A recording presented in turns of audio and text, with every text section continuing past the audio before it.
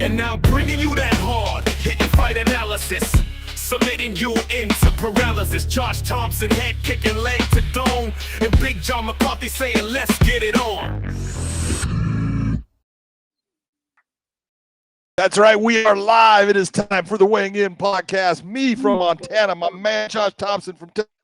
Got podcast Dave from New York. Everyone's switching up things. This is awesome. He is at the helm, pushing the buttons, doing all the things. My man, how you feeling? Did you have a nice day today? Did you get relaxed? Yeah, I've been going through this thing right now with my son. I know most of you guys don't call to listen about my son's drama, but I'm going through this thing. Like, my son tried out for a lot of these top teams across the country for lacrosse.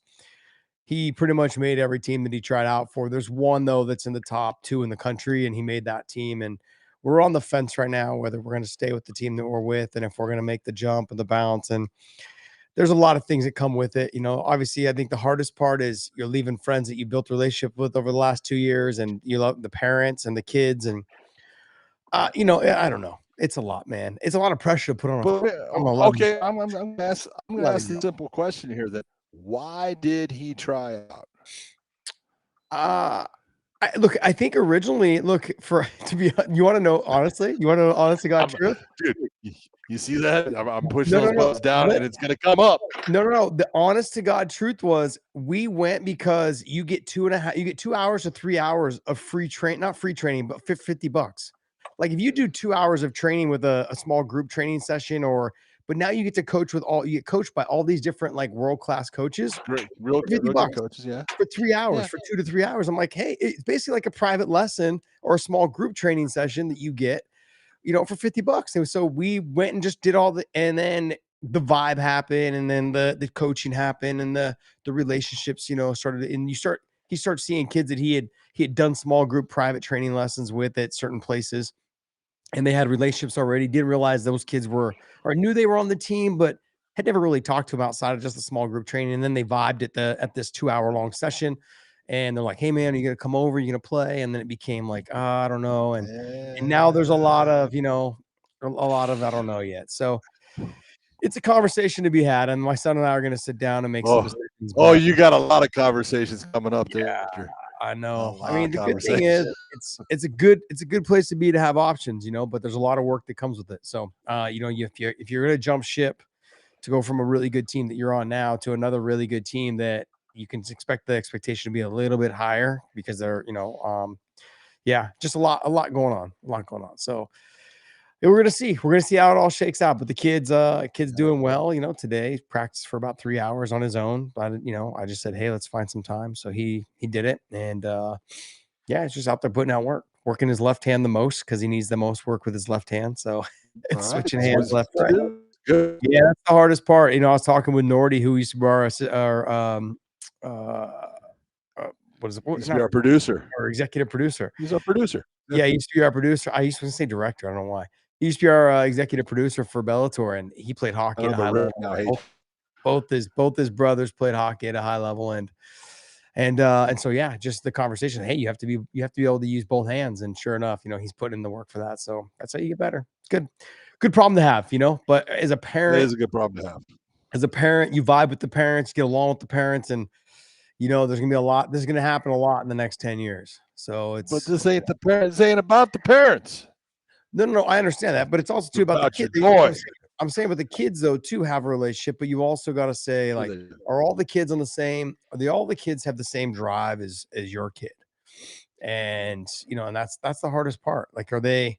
Like, my son decided this year that he would make the decision to only play one sport. He's going to play like rec, football and rec, soccer, instead of playing club soccer, instead of playing, club football. Like, he's going to go just straight club lacrosse, travel lacrosse, like national team lacrosse stuff. So, and then just focus on just playing rec sports and having fun, no big deal. So at a fraction of the cost, I might add. So, dude, come on, you're rich. Gosh, you're rich. I would be rich if I didn't have kids. I'm telling you that right now. Oh, I'll tell you something about it. Dude. It's funny. Someone did this thing where they literally said, like, they asked their kid when they were like 8 or 9, hey, do you want me to keep playing for your club? Because if you don't, I can put this money into like a trust, and I'll show you how much money you're going to make between now and the time you go to college. And the kid at 8 years old goes, no, I don't want to play sports anymore. I thought it was pretty cool. And then he showed the kid it was going to end up being like 1.8 million by the time he went because of the cost of whatever it was. Think about it, John. It's close to like 14, 15,000 for one sport. I'm playing, and I was paying for two. That's not counting the travel. He travels 8 times in a year for these sports, and that's just lacrosse. That's not soccer, and that's not counting his national team travel as well, which is 2 more times. So it's 10 traveling events you're gonna have to go to, get hotels, airfares, all that stuff. So yeah, All about the travel right now. It is. You guys are traveling, by the way. Podcast Dave in New York. You're in New York, though, right? You're in way up there. Yeah. Podcast Dave and I went to opposites. Yep. Opposites. You're in where? Opposite. Buffalo? I'm in the Finger Lakes. What the fuck Finger is Lakes? Finger Lakes? It's the Lakes. It's like spirit fingers. Like buffalo wings, like buffalo wings, like licking, like finger licking buffalo. I don't know. And then you're in Montana. Where are you at in Montana? I'm up in Montana right now, up near Kalispell at Flathead Lake. It's awesome. It's beautiful there. Beautiful. There. I went and saw my movie today. You went and saw your movie today? If anyone wants to see me get knocked out, go watch Naked Gun. Naked Gun, I guess, with Liam Neeson. Liam Neeson, unfortunately, sucker punches me. I never saw it coming, I guess. That's awesome. I wish I would have known. I would have paid him more to hit you harder. Oh, no, just to actually really do it, huh? Yeah, really. And for those of you guys that don't know, we had a guest on yesterday. The video will be dropping tomorrow night. With our man Keith Jardine. He produced, directed, he wrote, directed, and produced his own movie. Produced his own movie called Kill Me Again. That comes out on Friday. It's available on, what is it available on? All of the Apple Play, I think also Prime. It's going to be available there, also in select theaters. So if you guys can check it out, it's called Kill Me Again. It's more of like a serial killer type movie, but with some comedy involved, and it looks really good. If you guys can check out the trailer on YouTube, check it out. It's awesome. And look, anytime you have a brother like who was in the sport and you have a relationship with him, like I've had a long time relationship with him. He's fought a couple of my best friends. He fought Trevor Prangley, fought Chuck Liddell. You got to support the guy, man. Anytime you have athletes that you kind of come up with, I want to make sure that they all know that I'm here to support them, have them on the podcast, talk about whatever they're building. And we had a great conversation with them for about 45 minutes yesterday, and that'll be dropping tomorrow night on Wednesday. So you guys check that out, and make sure you guys watch this weekend. It drops August 8th in select theaters, as well as Apple and Prime, and I think whatever kind of way you can buy them online. So you guys check it out there. It's called Kill Me Again. Check it out. Let's go ahead and jump into some stuff. We're not going to talk about the fight card just yet, but Podcast Dave came up with some good things to kind of hash over a little bit and talk about the evolution of the sport. What era was this, Dave? So this was around 2017. ESPN MMA on Instagram posted this. I thought it was kind of a cool conversation, a cool thing to look at. They posted the lightweight rankings from 2017, around the time Conor won the belt, and so they posted like the top 5 plus the champion, which was Conor, and you get Conor as the champion, Tony is interim, Khabib number 2. Eddie Alvarez Edson Barboza number 3, Eddie Alvarez number 4, Justin Gaethje number 5. And so I thought it'd be fun to look at and reflect and what was it about this era that was just different? Was it the Conor effect alone when you compare it to the roster now on lightweight top 5? And just get you guys' take on this. I went back and looked at the lightweight rankings beyond the top 5 there, and I mean it's just like killer after killer. And then, when you expand it out and you look at other divisions around that time, it just, that was just a special time. And, ESPN posted this. I thought it'd be fun to reflect on it, talk about it, get you guys' thoughts. Who was after give us the next 5 after Justin Gaethje.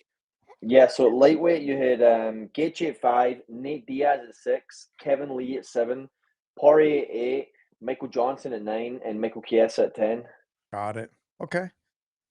Yeah, and then even past that, you had 11 was Ali Quinta, 12 Beneil Dariush, 13 Anthony Pettis. So I mean, that division was just piled high. Yeah, I mean, stacked with names, John. I mean, across the board, the lightweight division to me has always been, since coming back in 2006, has kind of been the division that's helped carry the UFC. You have the lightweights, the 205. You know, there was obviously the heavyweights when Strikeforce came over as well. The heavyweight division was a pretty stacked division at that time. You know, Cain Velasquez, you know, you had Roy Nelson, you had you know, DC, who was at heavyweight at that time. Oh, And then you had, Bigfoot Silva. Bigfoot Silva, you know, Yep. Overeem, all these guys, then Nogueira, you know, Antonio Nogueira. You had fighters that were there. And so, what is that? I don't know what that, sorry guys. I don't know Sorry what about that is either. I remember. And you know, like there was a lot of top talent, you know, in that lightweight division. I wouldn't say it was the Connor effect. I thought, you know, the guys were there already. Connor making the jump from 45 to 55. Sure, I think it brought more of a spotlight onto the division, but you had such great talent there. And I think Eddie Alvarez came over around that time as well, you know, in what, 2016? No, Eddie had just lost to Connor. Connor took the title from him. But I'm saying he wasn't there very long before fighting Connor. No, you know, he was only there a couple of fights. Yeah, exactly. So his first fight coming in was Cowboy Cerrone, which he lost. Yeah, you know, and then got a couple wins, and then all of a sudden they gave him that title shot against Rafael, you know, RDA. You know, and he made the most of it. Yeah, I mean, look, when I'm looking at this with this whole breakdown of the lightweight division, I'm also going to take into consideration like what I've been talking about lately. Take a look at all those fighters. They're all dogs. And John, we've had this conversation about this last card that just happened over the weekend. This sport is missing the dog effect, like the fighters that are willing to just lay it on the line. We got great fights last weekend on a small card that we don't normally get, right? Like we consider these like throwaway fights. Like there's a couple 1 or 2 fights that normally have good, you know, good action. But last weekend was a rarity. It was like these guys came out and threw down, had a great set of fights. These are the guys, though, in the lightweight division, the history has shown. You know, Connor was, I wouldn't say he was a dog, but he was someone that he looked beautiful out there when he was fighting. I know that's kind of lame to say. Connor, well, let's be honest. Connor was a fantastic hammer. When Connor was rolling and things were going good, he was very good. You know, his fight against Eddie Alvarez was one of the best overall performances, you want to say, from a challenger facing a champion. I mean, he dominated that fight. Yeah. You know, but it did prove out, you know, at times with Connor that, you know, he wasn't a great nail. And sometimes, you know, it's never easy to be the nail, but there's a lot of guys that are in that. You take a look at the Justin Gaethjes and the Poiriers, they'll be the nail for a while just to get themselves to that point where they can, you know, take it over and be the hammer. And Nate Diaz, when he fought Connor, he was the nail until Connor got tired of punching him in the face. That's right. You know, and so that's something, you know, within fighting that you can always look at, and you'll look at the guys that, you know, that guy will never quit. He won't. You gotta, you know, you got to punch him out. You got to choke him unconscious. You have to do something. He's never going to quit. You know, Tony Ferguson, let's be honest. Yeah. Take a look at Tony Ferguson on that list. Yes, he's the interim champion, I think, at the time. And Tony's a guy, he doesn't quit. He will never quit. You can knock him out. You can try to submit him. Take a look at Charles Oliveira when he did the armbar and how bad that hyperextension was. Tony Ferguson never tapped. He will never quit. And, you know, there is a separation, and it's not always, you know, who's the best guy, of who's going to be that dog that, you know, even when it's not going their way, they never quit in the fight. Yeah, I mean, look, Eddie Alvarez has been proven, like when he fought his fights with Michael Chandler, any other fights that we've ever seen, the Dustin Poirier fights, like he's not giving up. You're either putting him in him. He's not giving up, you know. And then even Edson Barboza, I mean, at moments like he's taken some beatings, whether it was from Habib, whether like in a lot of Tony Ferguson, he had Tony Ferguson hurt. You know, who was Beneil Dariush? He was getting his ass kicked in the Beneil Dariush fight until he hit the flying knee and knocked out Beneil Dariush. I mean, there was fights that you saw with Barboza. You're like, damn, that guy he's a dog. Like he's someone that will stand and trade. He looks exhausted, can barely keep his hands up. The way he holds his hands under his chin to kind of like keep himself to relax. Like those are all little tricks of the trade. I don't got to say anything about Justin Gaethje. I mean, the guy's just proven time and time again that he's a dog. You know, and you get into even some of those other guys, whether it's Ale Quinta, whether it's, whoever else, all those guys that were after that. there's been levels to the division, and in this era of lightweights, it was very, very impressive. These guys were all amazing. Habib never really being the nail, mainly the hammer, but you know what I mean? But I mean, don't get me wrong, there was moments, in the Gleason Tebow fight where he was, he was struggling in some situations. When he fought, was it Chalarus or what was his name? Yeah. Yeah, was it Kamal Chalarus? Yeah, when he fought him, just a very awkward style of having to fight him and just having to deal with, certain things. And even when he fought Abel Trujillo, all the wrestling he had to do, he set the record for the most takedowns in a fight because he couldn't hold Abel down. Abel was a lot tougher than we gave him credit for. We thought Abel was going to break because I cornered Habib for that fight. I thought Abel was going to break in that fight after like the first round and a half of being thrown around by Habib. Didn't break. Abel Trujillo was another dog, just a guy, just a tough fighter, good wrestler, strong and tough. I mean, these guys that weren't even in the top 15 were just animals, man. It started to change. It's obviously changing, but what they're having a hard time in making this sport happen right now is the old dogs are not going quietly into the night, John. They're still sticking around. Not all of them are walking off into the sunset like Dustin Poirier. Like some of them are sticking around and making it difficult for these younger guys to make a name for themselves. And Justin Gaethje being one of them. And and so Barboza is still around. I think he's still ranked in the top 15 or top 18, somewhere in there in the 145 pound division. So tough fighters all around. These guys are making some changes, but this was such a great time in the sport. Almost felt like it was, I don't want to say it was the golden era, because I felt like the golden era was when Strikeforce and the UFC were separate. I felt like that was the golden era because there was so much Showtime going on and there was so much UFC going on. And it was the talking conversation was, oh man, I wish I had the heavyweights over here. I wish I had the lightweights over here. I wish there was that conversation to be had. And when we finally got it all together, it was exciting for 2-3 years. And then after that, it fizzled out. And this is where we're at now, is those old guys are still holding on strong. You take a look and you were right. When Strikeforce was going as big as it got, the heavyweights were always something that you looked at the cross pollination of UFC heavyweights with Strikeforce, and you knew that there was something there. There was also, it really wasn't that in the light heavyweight. Strikeforce didn't bring enough, but in the middleweight they really did. They brought guys like Tim Kennedy, Luke Rockhold, Jacare. They brought over guys that really brought up the level of the UFC and really gave a good kick in the pants to that weight division. The lightweights was another one, and so there was several weight divisions that really, intensified what was occurring. Then Justin Gaethje coming over from the World Series of Fighting was just a beautiful boost to the lightweights. The lightweights have always performed, and that's the real thing. Let's be honest. In the beginning, people were complaining about the lightweights back in 2000, 2001. They were complaining that the fights were, going to decisions. They weren't as exciting as they wanted.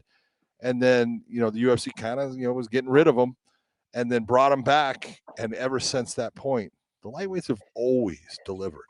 They deliver some of the best matchups, the best fights. And for the most part, you take a look, they're all dogs. They will all go to the end to try to get that win. And that's what fans are looking for. That's what promoters are looking for.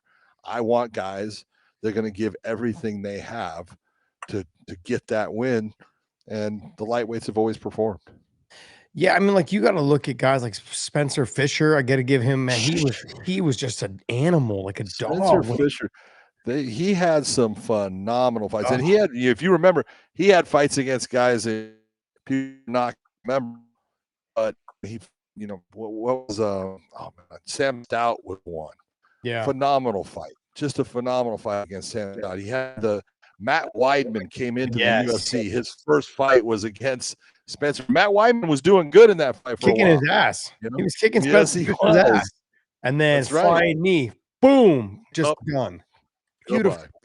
So forget, no one remembers Spencer, but he was a hell of a fighter.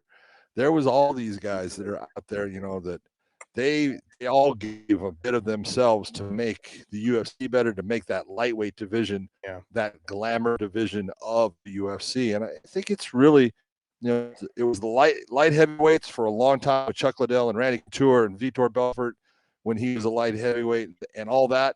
That was glamour division, but the lightweights definitely was always there and then kind of took it over. Yeah, I feel like it did. And it's one of it's kind of like the pillar of the organization right now. I think the 135, 135s are holding it up. I think Aldo was helping it for the longest period of time. Then Connor came in, that brought a lot more attention to the 145-pound division in the featherweights. And then Connor went to 55, and the guys were already established in the 55-pound division, but then Connor brought even more eyeballs to that when he came up and became the champion the way he did. With only one fight, really. With only one fight, but he did such a phenomenal job. But then that led to him fighting Floyd Mayweather, which brought even more eyeballs to the sport in UFC. And so I thought during this time, I would call it the golden era, but I separate the golden era just a tiny bit because the Strikeforce and Showtime and having access to different promotions. Because at the time, you also had Dream that was having success over there in Japan. So you had Dream, then you had, obviously Strikeforce, and then you had the UFC. Those were the three top promotions, I feel like, across the world, and they put on great fights. And a lot of the Dream fights and a lot of the Bellator fights, Bellator was heavyweights, middleweights, and obviously lightweights. Not Bellator. Or sorry, not Bellator, Strikeforce. Yeah. So he's crossing it up. Yeah, but it was like this was a fun time in the sport. We had a lot of great matchups, great fun. Fighters that you didn't think were ever going to be good. Like there was a kid that came out of Strikeforce. What was his name? Carlos Fodor. Fun fighter. Fodor was a good fighter. Tough fight. Great. I thought he was a fantastic fighter. Just didn't last long. Yeah, and then even the whole combination with like KJ Noons, he put on some great fights, talked a lot, but he brought a lot of eyeballs, was a good-looking guy. His style was fun to watch, mainly boxing, threw in some kicks here and there.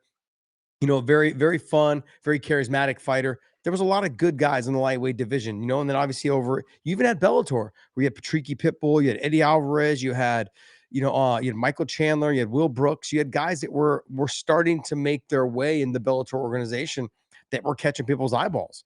And so when I looked over at that, I thought to myself, man, because Trevor Prangley left the UFC and then went over to Bellator and fought there. He fought Hector Lombard, and then and I was there. It happened to be the same night that Eddie and Chandler fought their first fight, and I was like, damn, this is insane. These two guys are just freaking wild and crazy. But what a fight to watch, So it was good to see Eddie make the jump over to the UFC, and then obviously, Strikeforce guys make the jump over to the UFC, and I think the organization itself, the lightweight division itself, I should say, has been a pillar for the sport of MMA since coming back in 2006. No doubt about it. No doubt. And like I said, just take a look at the names on there. It's just phenomenal. So.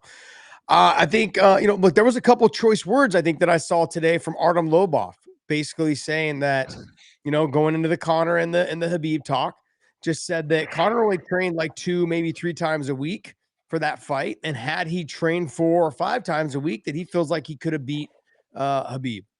What's your thoughts? First off, it's one of those I have my rules for fighters. My rules for fighters are, first off, be on time.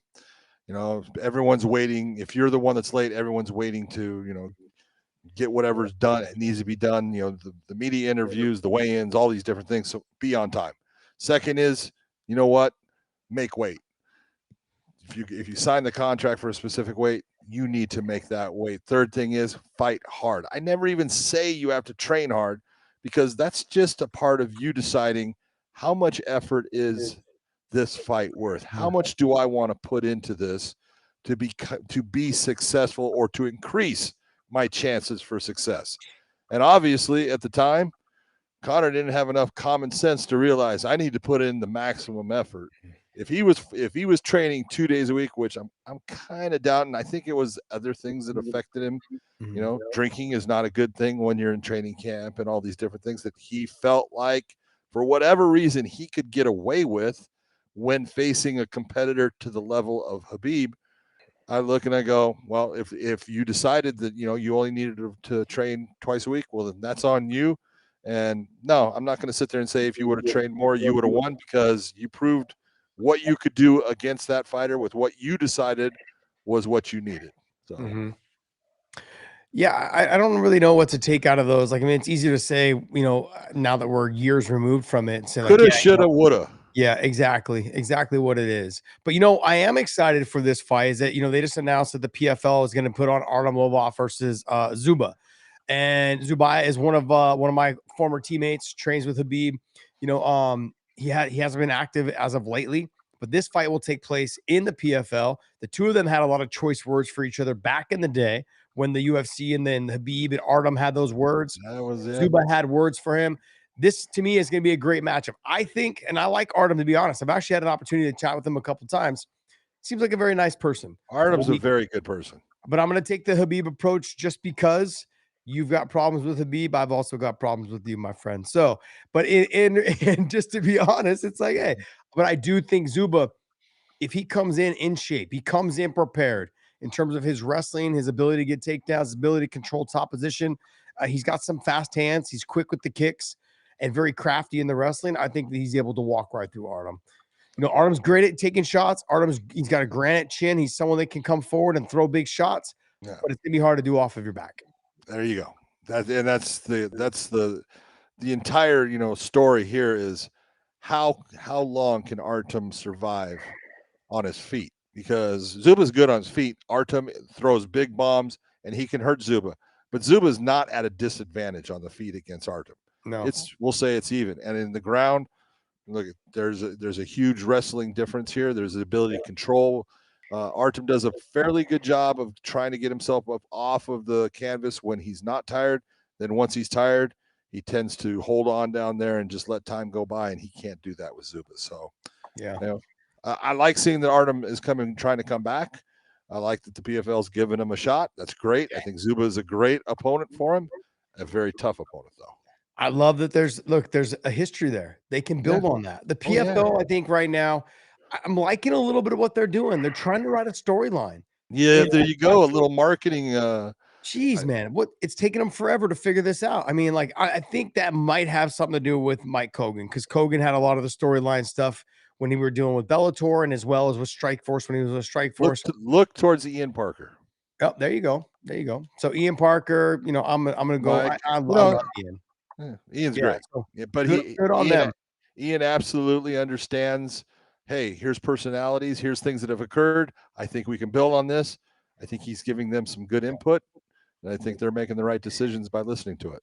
Yeah, they needed to make some changes definitely in that category of trying to help build storylines and promote their guys. And this is, I think, a good storyline. There's a history there. They can market it. There's something the story writes itself. So it's just easier for them to say, hey, and then also too, anytime you can get Habib and Islam and these guys to show up to the fight, if you can get Conor to come to the fight, if you can get some, Conor's definitely not going to show up to the fight because Conor and Artem now are a little not friends. Oh no. Oh, I didn't know that. Oh no, Artem sued Conor based upon the fact that Artem basically says that he was the idea maker for the whiskey, and the whole thing that Conor did, and that Conor promised him 5%, and then in the end, Conor didn't deliver that. Conor offered him $1 million as, hey, he said, no, I'm not taking the $1 million. He sued him, but he lost. So, they're not friends anymore. Wow. Yeah. Why would you not take the $1 million? I don't get it. If you feel that you had a big part of Proper 12 and you were someone that, helped him out with that, and you got 5% of, we'll say he sold it for $600 million. Yeah, something like that. So you get 5% of that. That's a lot of money compared to, I'll give you one. Yeah. That's a choice. I mean, but like I think in that situation, there's two sides to every story. Just because I kicked around the idea and I said, hey, let's make it proper. I agree with you. If you didn't have that on paper, take the $1 million. Yeah. Take the $1 million. No, here's another topic that I think I wanted to touch base with you on, is that there's been something put out. Was this done on ESPN as well there, Dave? The other topic that we have on here. The other topic. Yeah. So the amount of time that two fighters in the UFC have spent on the bottom in the accumulation of their fights. You got Tom Aspinall. He has spent an incredible amount of time on his back. 1 second on his back, or on, you know, or on someone on top of him. Yeah, someone on top of him. 1 second out of all of his fights in the UFC. Chimaev, a total of 6 seconds. I think that's broken up over two fighters. Two. So I actually confirmed Tom is Volkov, and then Chimaev is Gilbert Burns. So Chimaev is Gilbert Burns. So just one, so taken down, it was controlled by Gilbert Burns for 6 seconds from the top position. Wow. So just one, not Robert Whitaker. It was going to be no. Okay. I don't know why they showed that footage, but I looked into it further, and it says that Gilbert Burns got a total of 6 seconds. Got it. Wow. Good for Gilbert Burns, man. Good for Gilbert Burns. Good for Durinho. You got 6 seconds on it. John, he also dropped him, so he's got a lot. He did. No, look, hold on. If you're gonna be honest, the guy that came closest to putting a loss on Chimaev's record has been Gilbert Burns. Yeah, absolutely. There's no argument there. There's nothing. I think if you take a look at Gilbert Burns and what he did in that fight, weathered the storm in the first round, came out, had some success in the second, great success in the third, just extremely fatigued. The overall size, though, in that fight, you can see there's such a huge difference. The wrestling pedigree and his ability, Chimaev's ability to control top position and do work and damage. Gilbert Burns able to survive and then also come back and mount his offense and land some big shots. But just to think, though, John, what does that say about these two guys?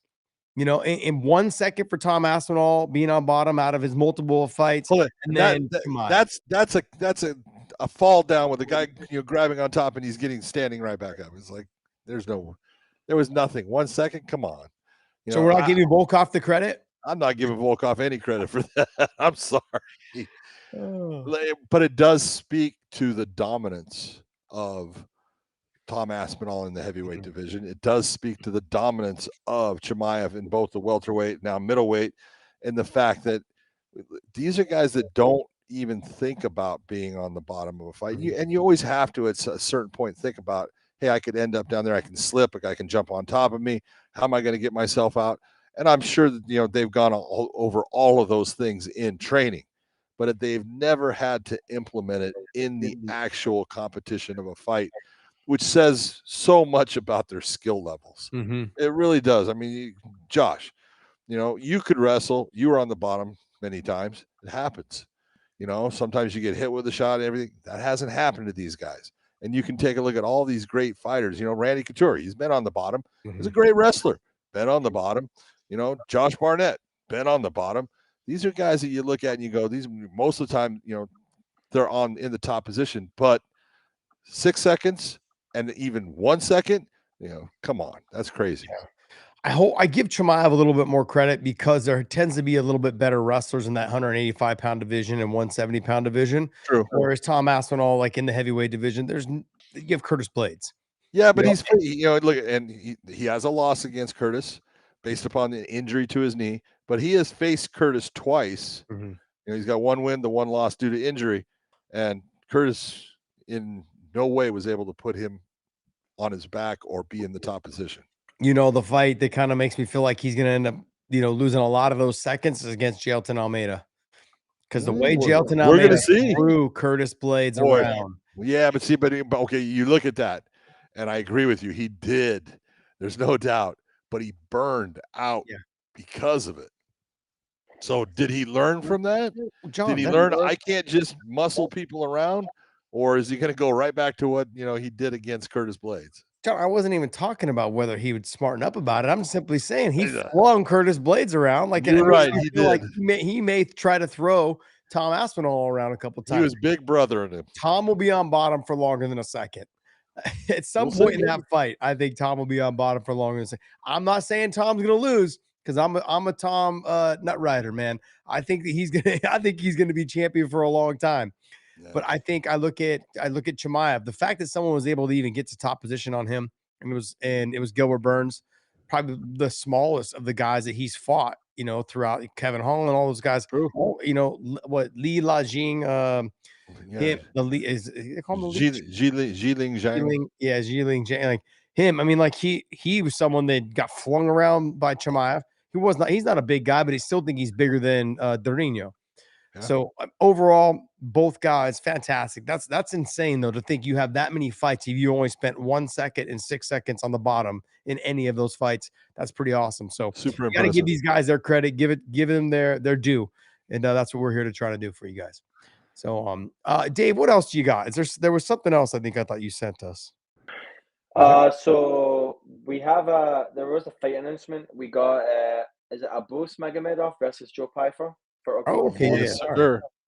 Yeah, look, you have Abus Magomedov versus Joe Pyfer. John, great fight, man. Very good fight. I look at that, and it's, Abus has come.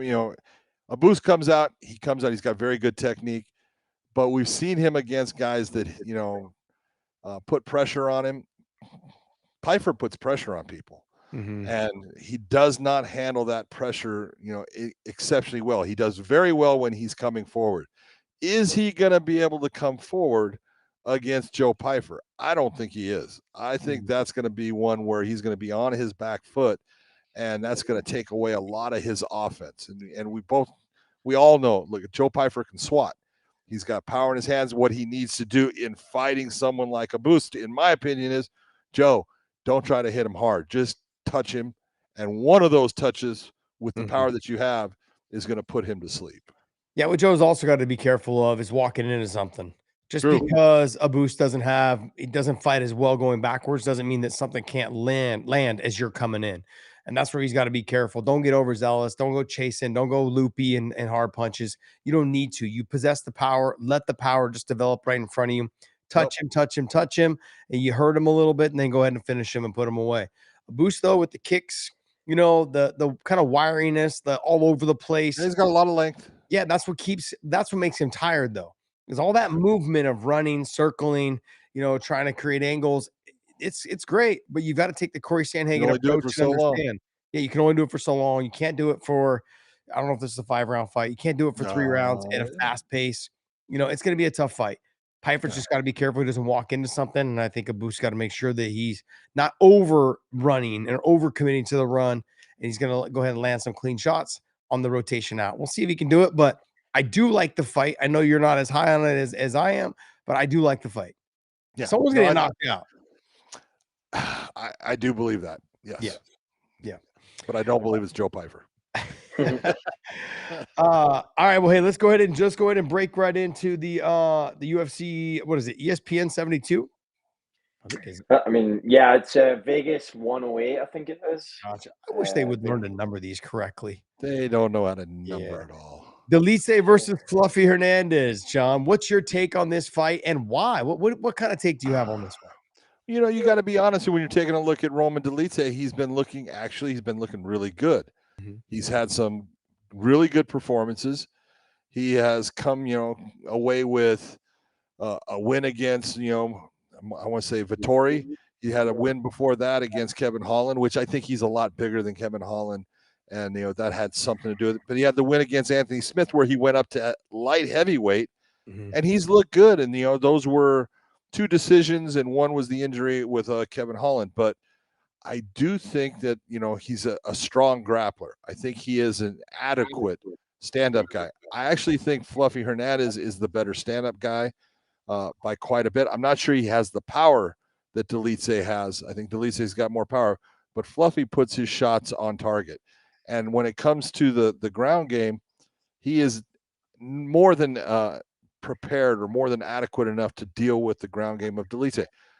It's a question in my mind of, does Delice hurt Hernandez early in the fight, which will give Delice the win? Because early in the fight, I think he's going to be super dangerous for Anthony. But as the fight goes on, Anthony does a great job of maintaining his cardio. Delice does slow down a little bit, especially if he's being pushed in the grappling and he's not getting it easy. So I can see either guy winning this. This is a great matchup. Both have their strengths. I just look towards, I know Delice's on that 3-fight win streak, but in my opinion, Anthony Hernandez is the guy right now. Yeah. He's the guy that people are going to have to look at and go, hey, look at who he has been beating. Look at how he has been beating them. Because you got the fight he had against Mikel Pereira. You look at that one, and man, dude, he dominated him in that fight, and we know that Pereira is very explosive and super tough. He's got the win against Kopylov. That fight against Kopylov, dude, Kopylov is a striking monster, and he took the strikes. He stood with him, and then took the thing to the ground where he should have, got the rear naked choke. I just look at, Delite's on a 3-fight win streak, but I'm guessing with Anthony is somewhere around a 6 to 7 fight win streak. And I think that this is his time. I actually think that right now he is on a roll. Yeah, I have to ditto kind of what you said. I think Anthony Hernandez just needs to weather the storm in the first, 3-4 minutes. Yep. And as the fight goes on, I think what you're going to see is Anthony Hernandez start to take over, whether that's grinding on him against the fence, whether that's kind of hanging on the head, doing some dirty, grimy work against the fence, and then trying to work for takedowns. Delite is sure the better wrestler, physically stronger, got more power, but that will all start to fade the more that Anthony Hernandez pushes on him and hangs on him and starts ripping body shots against the fence. He will press him to the fence. He'll make some space, hit the body a little bit, come back into the clinch or dive onto the legs. So he's not taking any real risks of potentially getting knocked out. Hernandez is a very smart fighter. And on the ground, I give Anthony Hernandez the advantage. And So not do by I. a little bit. I look for him to latch onto that Darce or that guillotine, any of those positions if Delite starts to get tired. Yeah, in the submission game, you're looking and you're going, man, submission-wise, I got to go with Anthony Hernandez. Wrestling-wise, I do go with Delite. I think he's the better pure wrestler. But I think that Anthony is the better submission guy, the better finisher. Yeah, it's going to come down to if Delite can catch him early, he wins this fight. After round one, though, I'm leaning way more towards Anthony Hernandez in terms of I think he's just going to make it more of like a Nate Diaz style fight, a grimy fight, just kind of touching him, body shot, come back up to the top, maybe shoot a takedown, maybe hang on the head. And if Delite starts to get too tired and he starts shooting desperation doubles, look for that guillotine, look for that side choke, look for his go-to submissions is that arming guillotine, the side choke. Anytime he can get to the back, anytime you make a mistake, he's going to try to attach himself to that neck, whether it's Darce, whether it's guillotine, whether it's side choke. He's working that upper body portion of it where he can just slowly squeeze and make you work and take the wind out of you. He also slips in that ninja choke all the time when he's pushed up against the fence. So very true. And that's going to make you even more tired as you're trying to fight. If he can get down on that head. So look, I think it's good. This is a pretty damn good main event. I'm looking forward to it as you get into rounds 4 and 5 because it is a main event. Look for Delite to really start to slow down because I think Anthony Hernandez, I think he shines in rounds 3, 4, and 5. I think in a 5-round fight, he's tailor-made for this. I don't think it's just because he has the tattoos and has a little bit of that swagger, but he reminds me of the Nick and Nate Diaz. He reminds me of that style. He doesn't have a lot of power in the hands, but he does just enough to touch you and make you work, and then wrestles you a little bit, touches you again. He's just all over the place. And you go to the ground, he's good and crafty on the ground. He's threatening. Look, he submitted Rodolfo Vieira, multiple-time world champion. Like stud on the ground. He submitted him. So don't think that he can't submit Roman Delite. Exactly. So good main event. And then you got Steve Erceg versus Ode Osborne. I think this is going to be a great fight, John.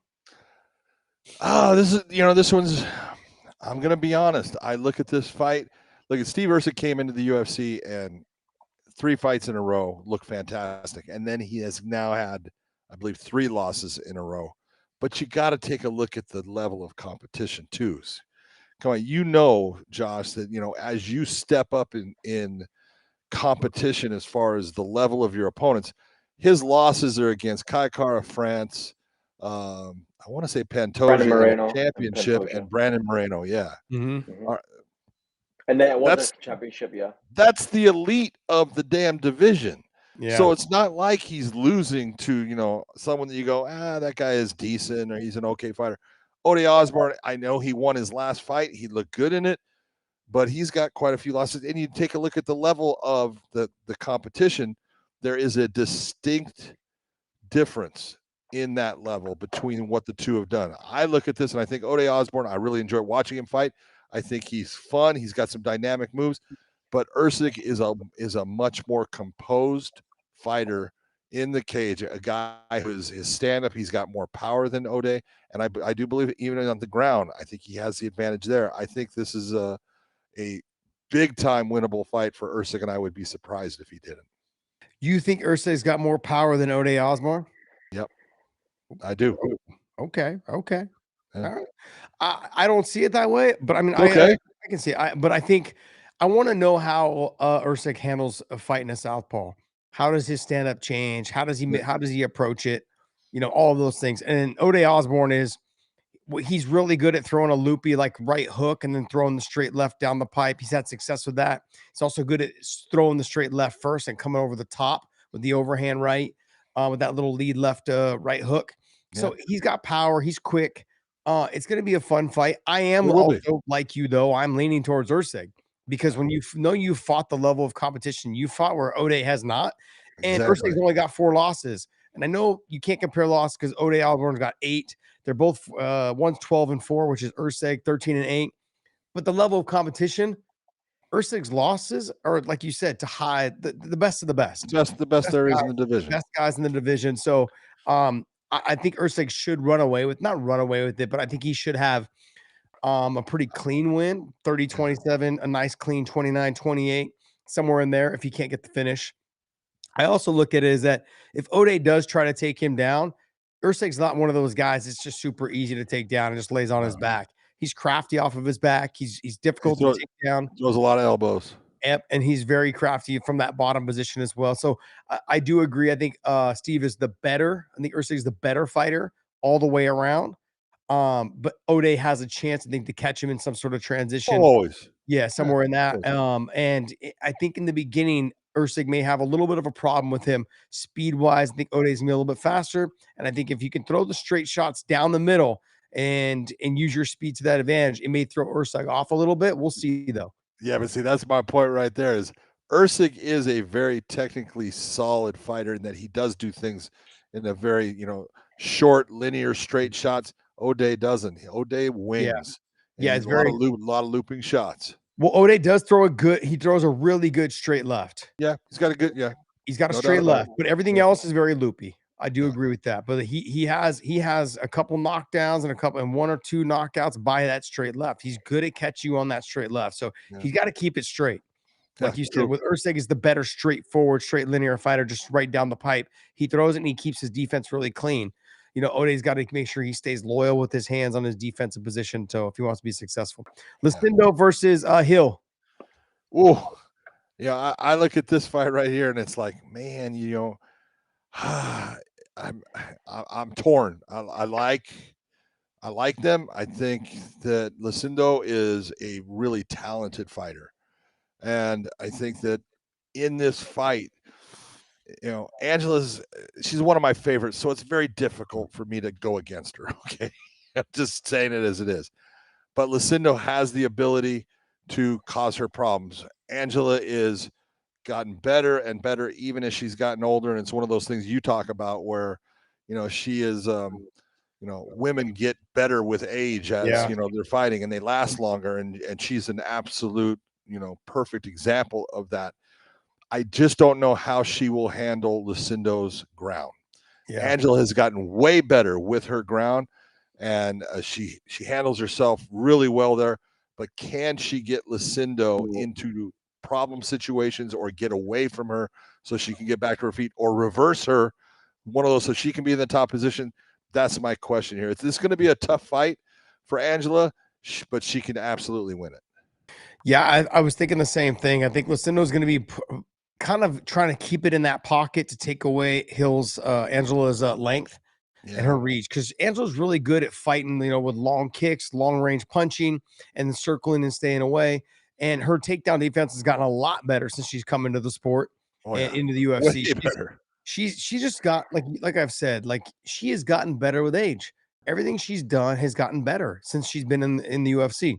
Yeah. And so I love watching her fight. I'm looking forward to seeing how she does deal with this. Can she keep her back off the fence? Can she keep her back off the apron? Can she get back to her feet or look to reverse or sweep or anything along those lines to get to the top position? Yeah. That's going to be a problem. And she's going to be fighting it the whole time, keeping her back off the fence, digging under hooks, trying to make it circle out.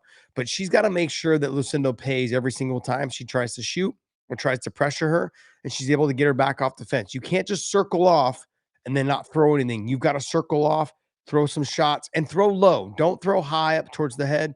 Throw low to the chest. Throw something in the middle, like a knee up the middle to the face. Something in there, or knees and guts up, a knees up the gut, somewhere along that line to make her second guess whether she wants to shoot at any point in time. And so it's going to be a fun fight. I love watching Angela Hill fight. She's always a fun fight. Andre Fili versus Christian Rodriguez. This is one of those fights you look at. First off, I really like both fighters here. I've always liked Andre Fili. I think he's fun to watch. He's long, he's lanky. He comes up with good submissions at times. But he is getting a little bit longer in the tooth, which is weird to say because, he was a young man when, I first started watching him. Both of these guys, Josh, if you look, their last fight was against the same fighter. They fought the same guy and they both lost to him. And so, I look at this and I look and say, okay, Christian Rodriguez, he is a very good technical fighter who takes his time, creates nice little transitions, and moves things into his realm where he feels comfortable in the fight, as the fight is going on. I look at Andre as a guy who likes to stand on the outside and really throw hard shots at people. He'll throw good kicks, knees, he'll do flying knees and things like that.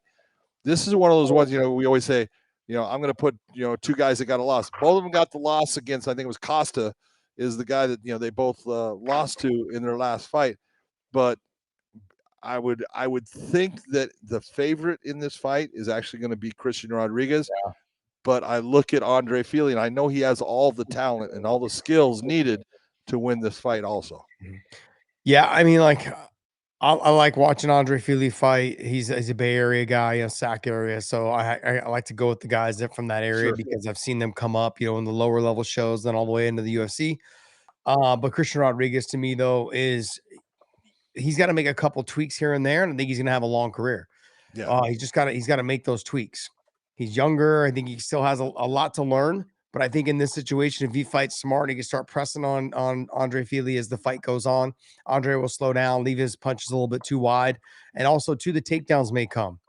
And, and Christian Rodriguez, he's great. I think he's fantastic on the feet, but he's not afraid to mix it up and take the fight to the ground. Whereas Fili, he may or may not try to wrestle. He's got good takedown defense, but he's going to mainly try to keep this thing on the feet. He's going to try to slug it out with you. He wants to go out there and put on a show. That's the way he's always been.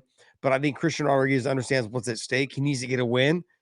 He got a long career ahead of him, and he wants to make sure of that. So he's going to try to fight this fight smart. Look for him to wrestle a little bit. Look for him to throw big shots, but look for him to wrestle a little bit and try and slow down Andre Fili, especially early in the fight.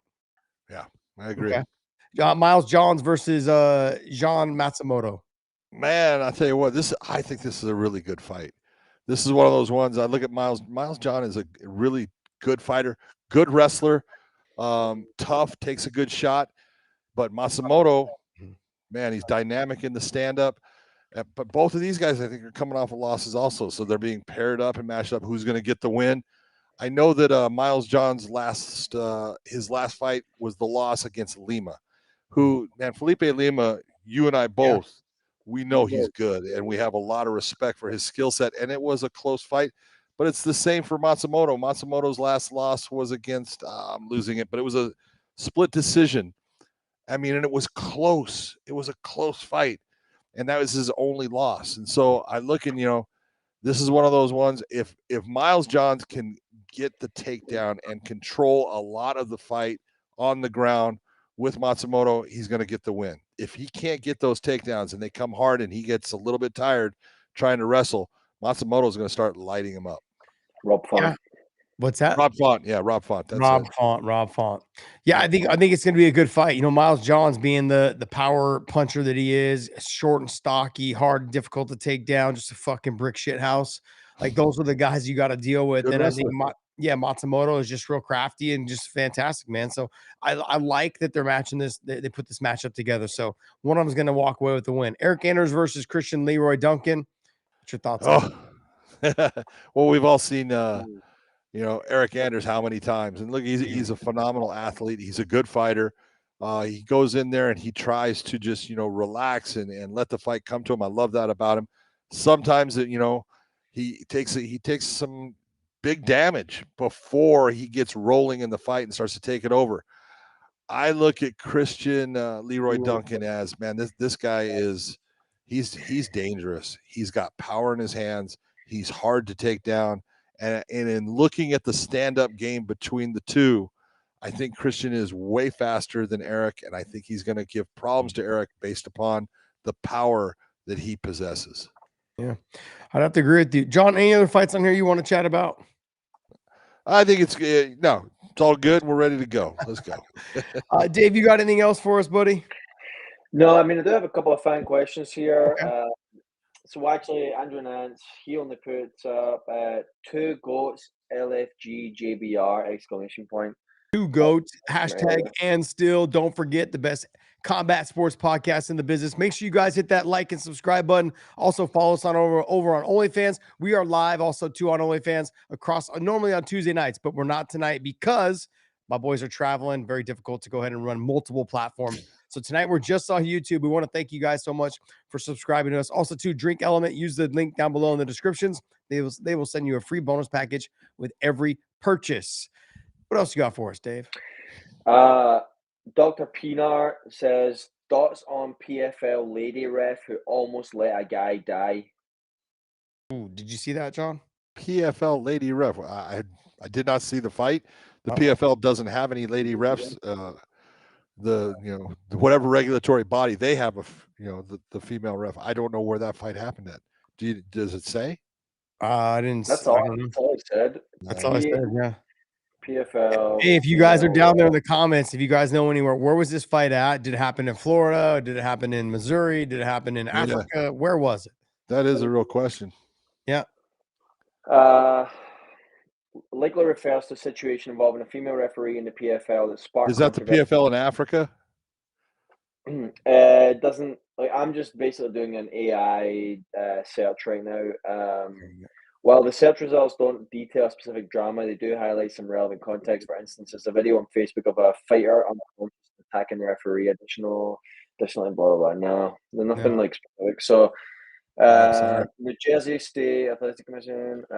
This past Thursday, Elizabeth says this past Thursday, Atlantic City. Oh. Well, I watched the main card for that fight. I didn't see the undercard. So. Somebody on the undercard almost died. John, you better call Atlantic City and find out. Jersey, hey, what are you guys doing over there? Hey, man, whatever happened to the one girl, the female ref? What was her name? Kim? Yep, Kim Winslow. Yeah, whatever happened to her? Well, you make enough mistakes, people stop using you. Oh, that's what happened. So no reffing or no judging either. Are those 2 different certifications you have to have?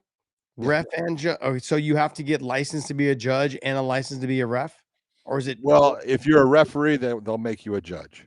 Oh, okay. Off of it. So, I mean, if you have a license to referee, they can put you in the judging seat because they feel that you know enough about what's going on in the fight for you. Do you get paid to be a ref and a judge? Is it separate pay, or is it?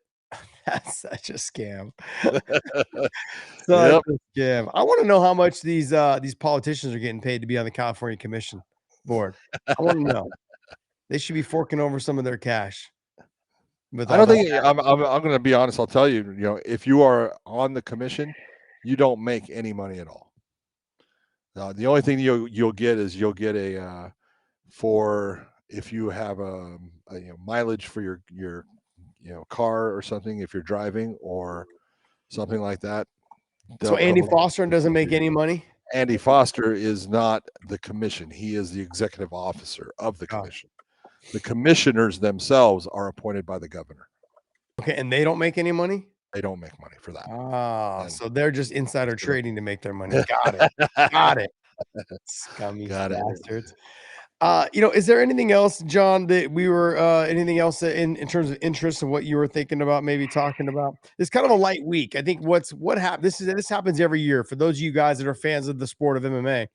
you guys understand, like August, towards the end of July and into August and closer to September, there's not a lot of big events because they know that families are on vacation before Vacations, they go back to baby. school. Parents are trying to get their kids back into school, waking them up in the morning. They're not putting any major events on until September, Just Cinco de smart. Mayo, Mexican Independence Day, and then also to sometime in September, October. So that's when they start having their bigger events. This like July, August, with the 4th of July, it's kind of like the end. Like they don't do anything through the end of July and into August. It's pretty much slow time. But we do have a huge pay-per-view coming up, I believe, next week, correct? I believe it's next week. Yeah. John, I would like to actually talk about just the main event. Let's just chat real quick about the main event. All right. Well, how do you see the main event? You got the champion in DDP taking on the undefeated challenger in Mr. Khamzat Chimaev. How do you see it?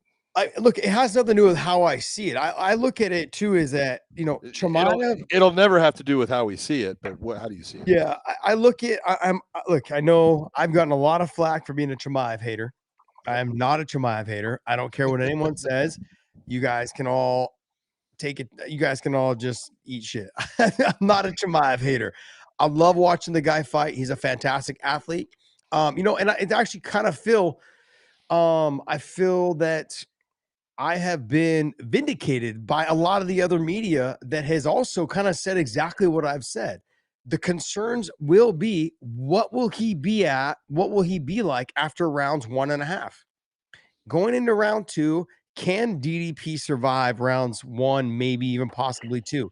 Can he survive? If he can survive round 1, I think he survives round 2, 3, 4, 5. That's where I'm at. If you can survive round 1, I think DDP has a really good chance of surviving rounds 2, 3, 4, and 5, and possibly even getting Chimaev out of there by rounds 2, 3, 4, and 5. That being said, did you see? Because I know the knock is his cardio, and there's been several people talking about. I've been one of this has knocked him on his cardio, and a lot of that I feel also has nothing to do with him. It has to do with the effect that his lungs were, the abuse his lungs took during his COVID infection, that he was very sick during that time.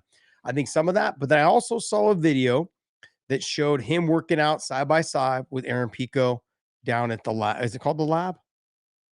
Yes, It's not the lab in Arizona, but it's Sam. No, it's the Sam Calavia, Mhm. who's got a place in California. It's his Yeah. garage, and he was down there working out with Sam. Yeah, and so watching those guys work out side by side, watching the push, doing the hand push-ups up the hill, hopping all the way up the hill with hand push-ups, that, and then also too doing the bear crawl backwards uphill, basically like the inchworm all the way up. Horrible. That shit is exhausting. Horrible. And to see him slightly behind Aaron Pico, who is 30 pounds lighter than him, and Aaron is known for his conditioning, his cardio, his push, his mindset. He's been working out with Sam Calavita for, I don't know, since he was 15 or something along those lines. He knows that program better than anyone. Chimaev, he's worked out with Sam also, but it hasn't worked out to the extent that Aaron Pico has for the last 15 or 10 years, whatever it is. Just seeing them side by side, it kind of answered a lot of my questions. It made me feel like Chimaev's coming in 100% prepared. He will be able to push the pace. He'll be able to fight at a pace that people are not expecting him to fight, including me. I'm not expecting him to be able to fight at a hard pace for 5 rounds. No one can. But I guess what I'm at is some of this have to do with when you're training, you can push yourself and your body to that next level. But when it's a fight, there's that adrenaline dump. There's that he doesn't know how to control himself that first round. And we've seen this with amongst a lot of other fighters before in the past, that they don't know how to control Michael Chandler. Like, it's so funny. Anytime I can think of like when people just have no idea how to no fight IQ, I go right to Michael Chandler. But like with Chimaev, he is somebody who has a high fight IQ, but he just has a tendency in that first round to burn through it all. He has no, and well, sometimes you have to have what I call a self-induced governor, meaning that, like a governor on a car, you can only run so fast, and I've said it before. I look at this fight and I think Chimaev has really grown as a fighter, and grown in the fact that he understands, hey, if I'm given the opportunity, I'm going to step on the gas and go after this guy, and I'm going to try to get rid of him, just like he did with Whitaker, which is, hey, that's the right thing to do when you have the opportunity. But don't force the opportunity. Don't force yourself into being this overwhelming, hurricane coming after someone that you're burning so much energy in that, first round activity that you don't have it for the next. And no matter what, I don't care how good a shape you're in, everyone will get tired. Okay. It's a matter of how are you going to recover from being tired, and how does that, set up in your fight. I look at this fight, and DDP he's not impressive in the fact that, oh, he's this fantastic grappler. He's not impressive when you look and you say, oh, he's this incredible striker. Where DDP is impressive is he's got a motor for a big, strong guy. He can continue to go. And even when you look and you go, he's tired, he still pushes, which says up here, he's an incredibly mentally tough individual. So that right there is the one element that I look at that tells me, okay, he can definitely win this fight. It's not like I got a guy in Chimaev that's going to run through him. I don't think Chimaev is just going to run through him. I think DDP is too good overall for Chimaev just to run through him. But I do think that Chimaev is the person, if you're going to look at who's the better grappler, it's Chimaev, even though I think DDP is good, but Chimaev is the better grappler. He's got more technique. His transitions are just better, but he doesn't have the physical strength, I believe, of DDP. And then I look at the striking and I go, Dricus is awkward. He's kind of, we interviewed Keith Jardine, and I'm always going back to Keith Jardine, but Keith was an awkward fighter that affected some other fighters really, it really affected them with their ability to perform against them, and other fighters, it didn't affect them at all and actually made things easier for them. Yeah. It's just, depending, I don't know which one Chimaev is going to be. We're going to find out. I look at this, I think it's one of the better championship fights we're going to get in 2025. I think this is going to be a fantastic fight. Yeah. I think that, both Dricus and Khamzat are going to come out. I think they're going to put on an incredible performance against each other, and, may the best man win. I personally think, I know who I believe is going to win.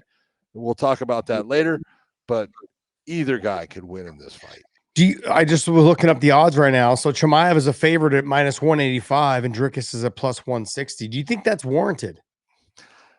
No, I really don't. He's always getting overlooked. They overlooked him with Izzy. They overlooked him with Sean. They overlooked him.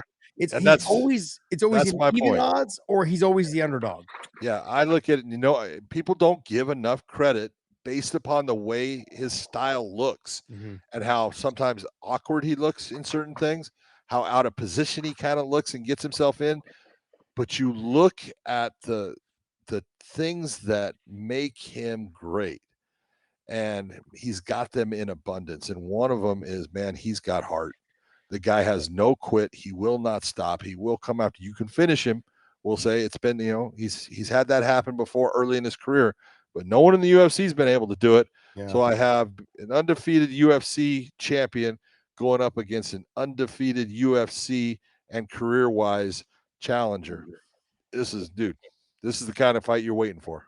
This is where I feel like some of the difference may be not just the cardio and the push in the second and third and all that stuff, but I also believe people look at DDP and, like you said, the herky jerky and the not flashy style, and it looks very like, I don't know, awkward.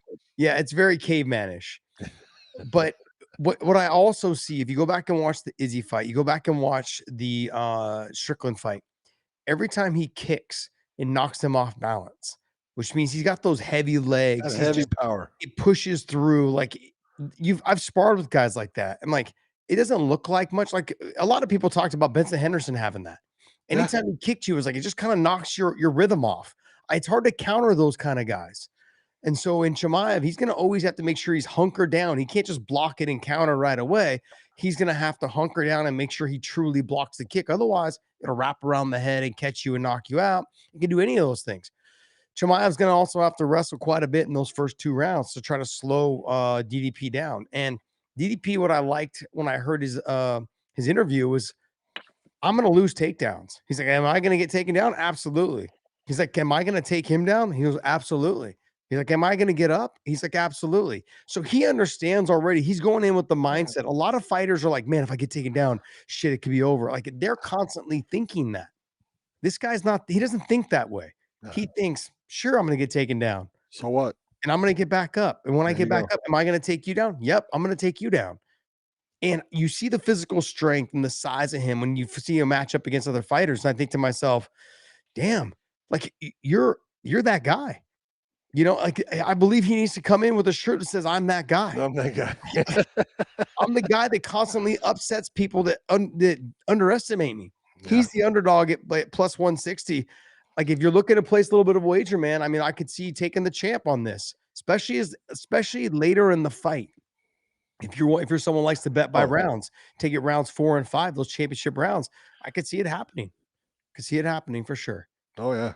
Now you got to say, if you think the fight's going to be going into the 4th and 5th round, then you got to say that DDP is actually doing well in the fight because of what you've seen with Chimaev as far as getting tired. But again, I do believe that Chimaev, and you brought up him working out with Calavita. I think that he has got that under control now. Okay. Dave, you have any more super chats for us? Yeah. Before we go ahead and wrap this up. Yeah, Shiz asks, Sup, what are the chances of my brother, Chimaev, doing what he does best in the first round by taking the champ DDP down, just like he did to former champ Robert? And then he puts in parentheses, I smash everyone. Any more excuses? Love you, Josh. I know you love me. I know you love me, Shiz. Hey, what are the chances he takes him down? I think they're probably 100%. I think the chances of a takedown happening in the first round by Chimaev over DDP, it's a no-brainer. He's going to take him down. He's that good with his takedowns. Yeah. He shoots, even when he shoots from afar, and he does at times. He is so fast on that shot. His level change is beautiful. He gets into people. He turns the corner. He's just an outstanding wrestler when it comes to the way he does it for MMA. Not every wrestler transitions that way. He does. So I think he is going to take him down. The question, the whole question of this, getting him out of there in the submission is, does DDP make a mistake? If he makes a mistake, then he's giving that opportunity for Chimaev to take advantage of it and make a submission work. If he doesn't make the mistake, he can take damage, but I don't think he's going to get taken out of there.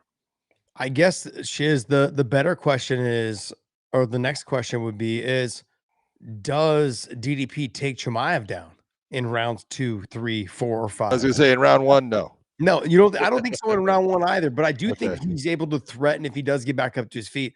I think he's able to threaten the press against the fence and make him hang on him, try to use his physical strength against Chimaev, in those positions, try to really wear on Chimaev's gas tank as the fight goes on. That would be smart for him because, we've seen DDP push through when he looks just dog dead tired and come through and get the win. Whereas Chimaev, we've seen him push through, but it's been very, very difficult. Like, it just looks, when you say the judges judge based off of the way you look in some of those situations, you're like, damn, Chimaev, if you had another round, it wouldn't have looked so good for you. So that's where we're at, I think, in this breakdown. But look, what's the next one you got for us there, Dave? Ryan asks, Big John, big fan, brother, was wondering, what's the most scared you've been for a fighter's health when refereeing? Was there ever a KO that you witnessed where you were genuinely worried for a moment? Oh, I got worried all the time when people get knocked out, because like many times you'll get people that they actually go into almost a convulsion from the knockout, and it doesn't look good. And when you have someone that gets knocked out, and usually it's a one punch or one kick knockout where they're knocked out on their feet and they're falling backwards and their head slams into the canvas, which only accentuates the knockout. Those are always scary. And you're always, looking at that fighter and hoping, things happen, quickly. Sometimes they don't. Sometimes they don't come back for a while. So absolutely, I hate when someone, that's why I always love submissions. Submissions are easy, in my opinion. You know what? The choke goes on. If you go unconscious, no problem. I stop it. Boom. Okay, we're good. if you get caught in a submission, if you let it go to the point it breaks, okay, that's on you, but I'll stop it at that point. I know it's not going to go any farther. Knockouts are the brain. The brain runs everything, and it's the most severe injury a fighter can have. So, I look at those, I've had a lot of, nasty cuts, ones that people look like they've been in a knife fight over, some really nasty things. All those things don't really matter. It's just like, if they're going to get sutured up, they're going to be fine. But the knockouts are always a concern. I had a fucking vagina on my forehead from Tony right here on the side. It was Yeah. nasty. I think it was like 27 stitches. Oof. Yep. Oof. From the very first elbow I caught in the second round. It was Yep. disgusting. I've had some other small ones and stuff, but yeah, that one was just, it looked like a knife. It looked like a straight line, perfect cut down the lane. The worst one I ever had was a small time fight. It was in Hollywood, California, and it lasted about 10 seconds, the fight. And I swear to God, in the 10 seconds of fighting, these guys come out. One fighter comes running towards him, does a jump knee, hits this guy, and cuts him under the eye and over the eye with that knee, right? I mean, and they're nasty, big cuts. This guy goes bouncing back into it was ropes, it wasn't a cage, into the ropes, right? And kind of staggers forward. This guy hits him with a shot. The guy goes down, hits him with one elbow, and it cuts him straight across to all of those cuts, and the skin flipped back and everything, and I'm stopping the fight. And the best part is I had my ringside physician was a plastic surgeon. His name was Tony Hicks, right? And so I'm, hey, get in here, right? And he goes and he looks, and I told him, first words out of my mouth, Tony, you got your work cut out for you. And Tony looks at him, he goes, oh, no, that boy's going to the hospital. I ain't touching him. And so, well, he gets some nasty ones fast. What you basically just said is you were late on stopping the fight, and so that guy's damaged. Is that what it was? Okay. Yeah, that's what I came away with. Yeah. Okay. Let's go to answer this last super chat here, Dave, and the last a couple more. Yeah. Both from Alejandro Gutierrez. First one, Josh, pick you versus Chandler / Diaz at White House card ? Oh yeah, I'd love to do that. I definitely would do it. I mean, I fucking can't stand Chandler, so fuck him. But I'll do the Diaz fight. I want to fight someone old like me. So, I mean, Diaz is a little bit older than Chandler, not by much. I think 2 or 3 years. 2 years. Whatever, 2 years. But regardless, I think anytime, look, I think the Gil fight would make fun too. I know both of us are slightly removed. He's a little bit younger than me. I think he's 3-4 years younger than me, something like that. So that would make fun. What else you got for us? Alejandro Gutierrez, odds on DDP KO via knee when Hamzat comes in. Oh, I don't think very. If you take a look at when Hamzat shot on Kevin Holland, you take a look at when Hamzat shot on Robert Whittaker, he shoots like a low-level single from very far away. It's very much how Randy Couture shot on James Toney. It just came in, ankle pick, almost like an ankle pick, but Chimaev is driving through on the double leg, but it's almost like a low ankle pick. And then he's circling around when he gets to the ankle. So like, even if you get away, he can just stand back up and there's really no threat because he knows you're going to try to step out and flee. So when you step out and flee, he can come back up to his feet and try to re-enter. But I don't see that happening. Don't ever rule it out, but I don't see it happening. I think Chimaev he's very explosive on those first initial takedowns. So fast, and he does it from so far away. It's almost like you're not expecting it.